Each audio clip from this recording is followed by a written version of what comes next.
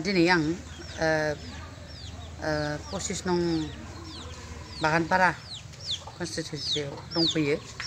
दा बेयाव जि आङो फैनानै जे जोंहा इउपिपिएल दोलोनिफ्राय जे केम्पेनिं जे सोलिबाय थादों बे केम्पेनिंआव दिनै जोंहा इउपिपिएल दोलोनि राजनितिक हान्जानि जानानै आं सासे आइजो दोलोनि आफादगिरि हिसाबै आङो बेखौनो रायजो राजानो फोरमायनो लुबैयो जे जोंहा 25 नं बागानपारा कन्स्टिटिउन्सियाव जे बे समस्तियाव जे जों जि नुनो मोनबाय दायो आं फैनानै नुफैदों जे बहुत कारापसन सोलिदों जे लामा दंग जेबो गैया, लामा मोनसेबो मोजां गैया। दा बेफोराव जे जोंहा बिटिसि मोननानै बिएसि आरो बिटिसि मोननानै 17 बोसोर जाबायमोन। बे 17 बोसोर थांनानैबो दिनैसिमबो जे लामाफोरा मोनसेबो जानानै फैयाखै, बे जोबोद दुखुनांथाव जादों। दा बागानपारा समस्तिनि थाखाय जोबोद दुखुनांथाव। मानो होनोबा जि जानांगौमोन डेभेलपमेन्ट 15 बोसोराव बिपिएफआ जि रायजो राजानिफ्राय भट लानानै देरहालांबाय थादों, दिनै देरहालांसेयावबो दिनै बिथांमोना नायाखिसै। बेयो जोबोद दुखुनांथाव बाथ्रा बागानपारा रायजो राजानि थाखाय।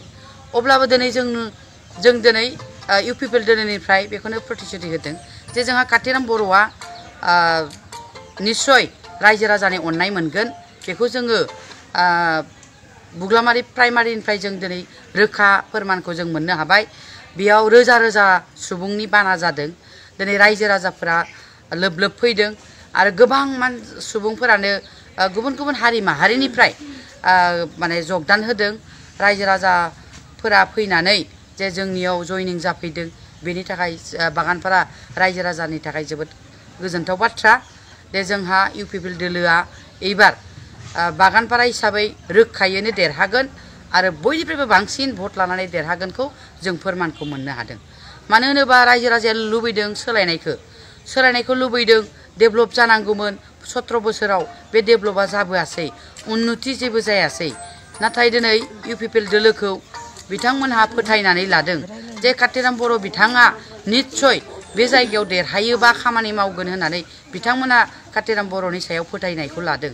बेखायनो आंबो सासे आफादगिरि, आइजो दोलोनि आफादगिरि हिसाबै आं दिनै रायजो राजानि सिगाङाव प्रतिश्रुति होदों जे बागानपारानि रायजो राजानि आइ आफाफोरखौ हानायखिनिखौ जोङो बे इउपिपिएल दोलोनिफ्राय जोङो फैबाय थानाय बिसायख'थियाव देरहानानै जुदि सरकार दायोब्ला रायजो राजानि अननायखौ जों होगोन। दायो रायजो राजाया जोंखौ फोथायनानै लाबायब्ला जों बिनि फोथायथिखौ जोङो होगोन आरो फैबाय थानाय समाव देरहानानै सरकार दानानै आङो बिसेसके बिमा माहारिनि थाखाय आं प्रतिश्रुति होदों जे बागानपारा ओनसोलखौ आइजो माहारिफोरखौ डेभेलप खालामगोन आरो आइजो माहारिखौ जौगाहोनायनि थाखाय गोबां हाबाफारि लागोन होननानै आङो दिनै प्रतिश्रुति होदों।